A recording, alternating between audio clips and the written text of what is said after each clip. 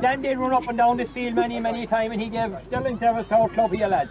And his brother ahead of him did the same thing. They were a great family for football, and I think Dan is keeping up the tradition. When Dan left Ballymac, it took the heart and soul out of our club, I think.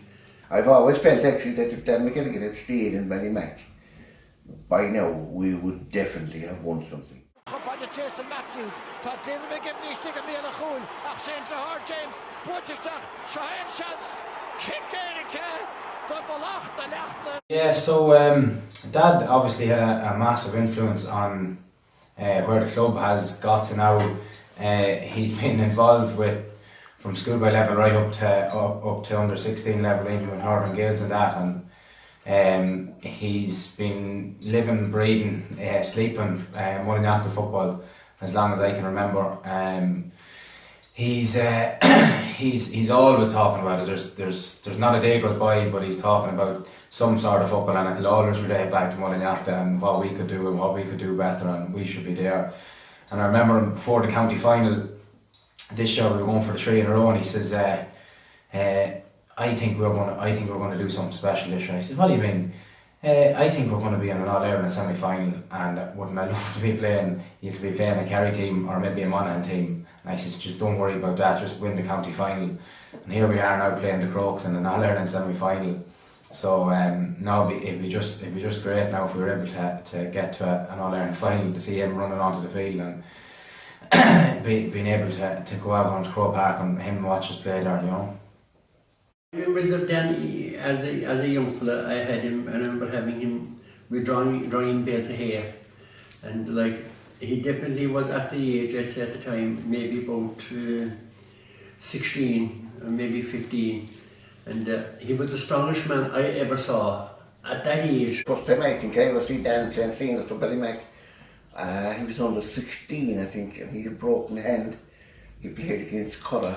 Ballymac would always shot the course, and I remember he hit the goal. Well, my earliest memories of Dan was we used to, all the old games on a Sunday. When we were all young and growing up, we used to have tremendous games in Brian Collins' field, a big high field. But my memories of Dan at that games was his competitiveness was unbelievable. He always wanted to win, and he was, no doubt about it, he was a brilliant footballer. I remember we the day of an All-Ireland final, there was only 2 matches that you'd see on television in the year. The All-Ireland semi-final, I think, and the final, in a black and white television over in Minity in Tom Harley's. And we'd make the journey over, and at half time there'd be a rush out to relive the match. There was no analysis, no Joe Broddies that you just went out and you got a hurl if you were lucky, but more times it was a bit of a stick or whatever, and you hurled for 10 or 15 minutes and ran in for the second half. At underage level we hadn't much success until we about under 14. That time there was a competition. It was to be a bit like the Failing now, it was like community games, and we mustered. I remember going to the school and there was no team in the parish. And I remember a few of us wrote a letter to Sean Scanlon, he was the chairman at the time, saying we'd love to play football for Ballymac. And there was no underage set up that time. So months went by, and eventually Sean got us all together below in the football field, and there was no jerseys, no nothing. It was just everybody threw ball up and held for ladder, and we played. Here in Ballymac, and we have loads of memories of Dan McElligott. My earliest memory of Dan really was obviously the younger brother of Liam. Liam was a star in Ballymac. He was a centre field with Kerry Miners, and Dan is a few years younger, maybe 3 or 4 or 5 years younger than Liam, but he grew up. We noticed him when he was 15 and 16. He was a gangly kind of a footballer. But without seeing him for a couple of years, he grew into a huge, raw kind of a footballer, and he came onto the senior team in Ballymac very quickly. And he kind of, whenever you played him, I think he was the kind of player, he'd go where the ball was going to drop and he'd catch it. I think that was his big thing. He had a massive catch and massive long hands. And he got stronger and stronger as he went on. He was robust, rugged, I'd say. a bit of a rogue maybe, and he had just this kind of bit of a raw class about him that he could be anything.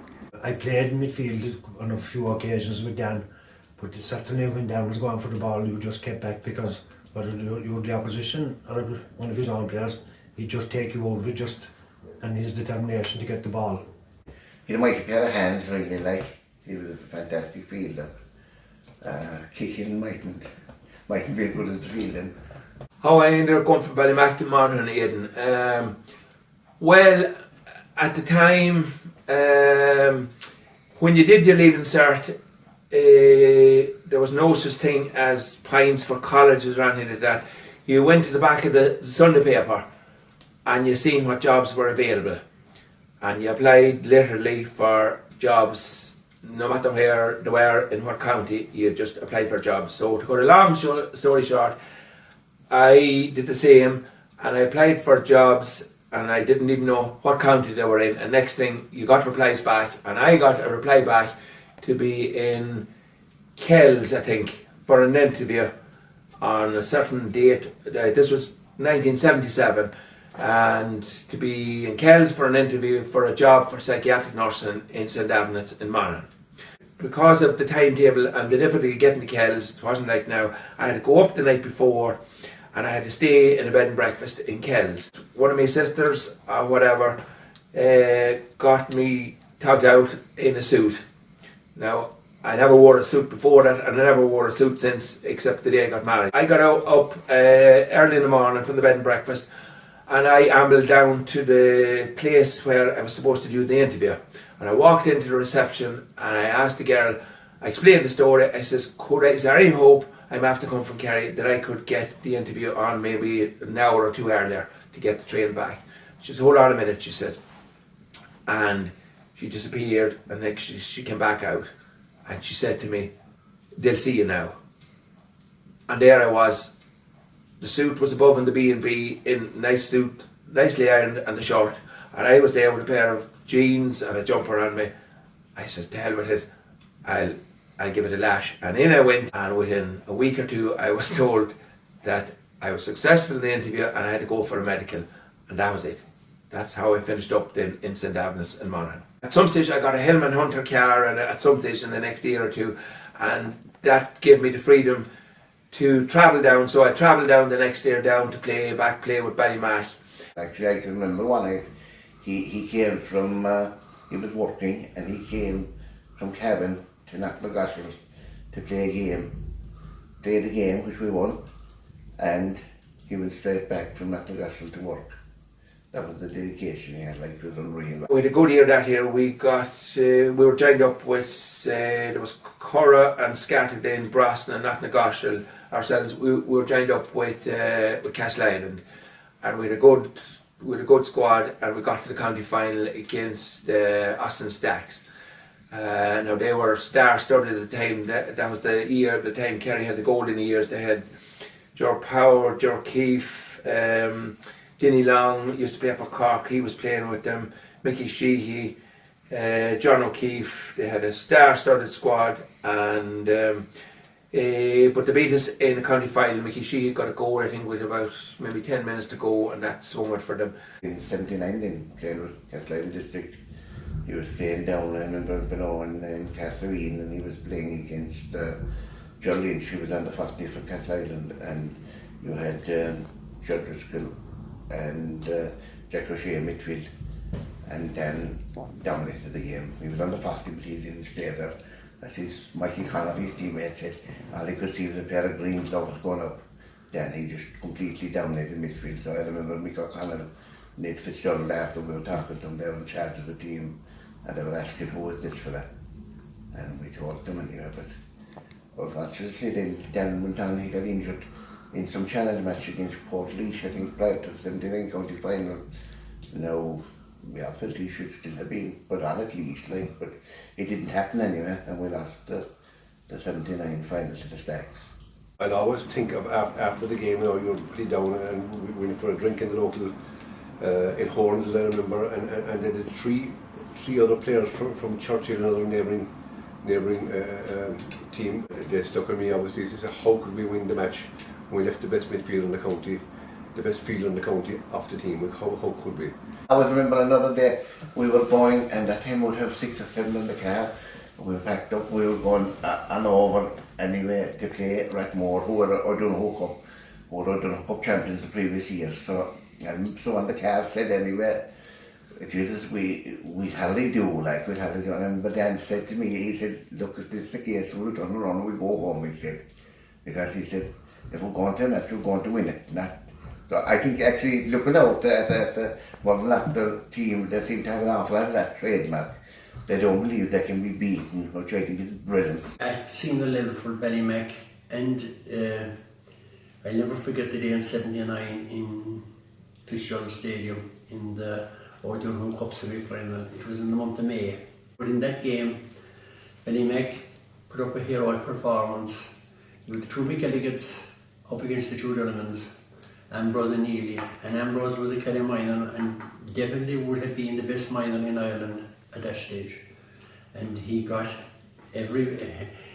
he was matched stride for stride by Dan, and Liam was matching Neely Donovan as well. I suppose we kind of came across Dan by accident. Ballymac became involved with East Kerry GAA, and the O'Donoghue Cup that time was a ferocious competition. It was very, very well competed. And there was, Guinea Gullis, Spa, Crokes. There was a lot of teams, really, it was a real tough O'Donoghue Cup. It was the East Kerry Championship. It was an All-Ireland in East Kerry, it was very, very difficult to win. And Ballymac would have been unknown to us because it was their first year in. And we played Ballymac in what was the O'Donoghue Cup final, semi-final, above in the Fitzgerald Stadium, well attended. And myself and Dennis Minor were midfield for Guinea Gwilla, and the one said Dan McElligott was midfield from Ballymac. And not only did we know very little about Ballymac going into the game, but we certainly knew an awful lot about him after the game, and in particular Dan McElligott, because Ballymac put us to the pin of our collar. We were a strong team that time. We beat Ballymac by a point.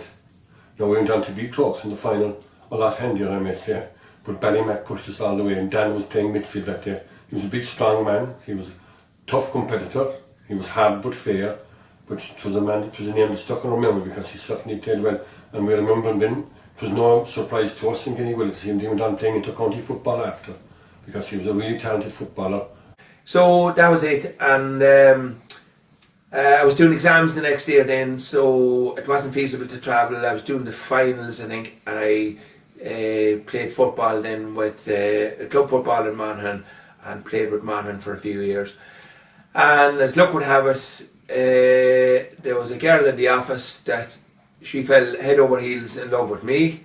She was from the place called Mullinalaghta, so that's what happened. We finished up together, and in later years then I actually had planned to move back to Kerry, and did an interview.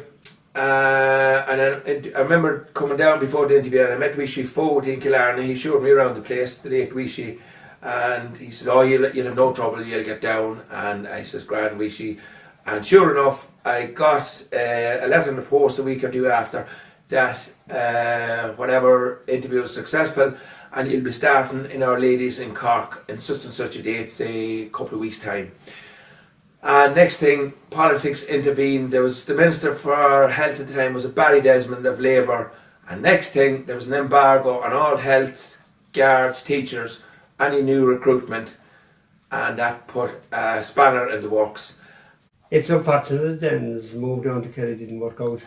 He obviously, along with his 5 sons and Benny, would have been a great asset to the parish. When Dan left Ballymac, it took the heart and soul out of our club, I think.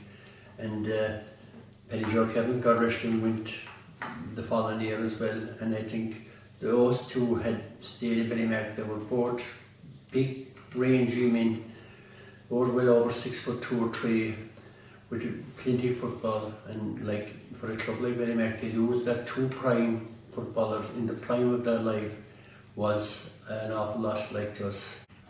This is 1998, an under-10 team that we brought down from Mullinalaghta to play Ballymac under-10s in Ballymac football field, and just looking at the team here now, I see we had Gary Rogers was in it, John Keegan of the Curtin squad, Davy McGivney there. Davy was very young, and Aidan, they weren't actually playing but they were there. James McGivney, who was playing away, Donal at the back. Then we have Francis Mulligan was playing, he's still playing.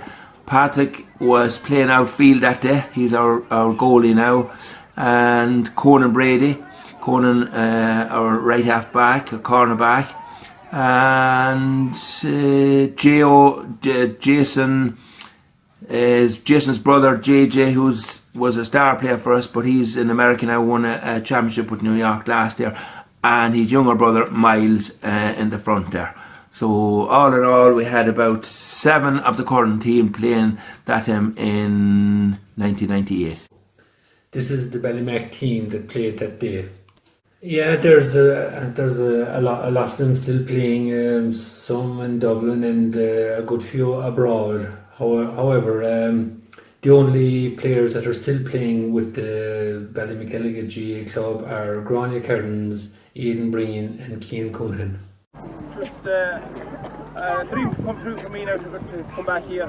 I tramped up and down this field for many years, and it was great for me to come back here. Again, like, we're delighted to have you here. We don't have too many games under 10. We have no competition in the under 10s down here. We just play little challenge games, and we're delighted that you came down and you gave us a great game, and you have some great footballers in Longford, and you'll probably win the All-Ireland when your time will come. So best of luck.